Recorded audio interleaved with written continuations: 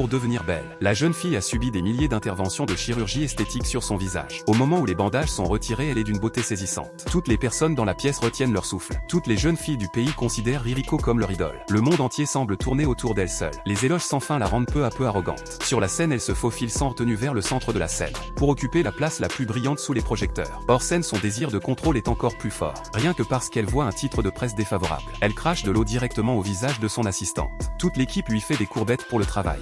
Seulement devant son petit ami riche, Ririko affiche un sourire sincère. Elle se jette impatiemment dans ses bras. Pendant leur moment d'intimité, l'assistante n'ose laisser personne entrer. Il jure de faire d'elle une star à tout prix. Mais Ririko commence à avoir le cœur serré, car elle cache un secret. Dès que son petit ami est parti, elle couche avec le producteur. Après avoir accompagné le producteur, son visage devient aussitôt froid. En une seule nuit, elle obtient le rôle de l'héroïne. Tout cela est dû à ce visage qui ensorcelle tout le monde. Avec ce visage, le talent n'a plus la moindre importance. Elle se tient devant le miroir et observe son reflet. Elle répète sans cesse des expressions soigneusement travaillées. Mais une tache noire apparaît sur son front. C'est une séquelle des opérations de chirurgie esthétique.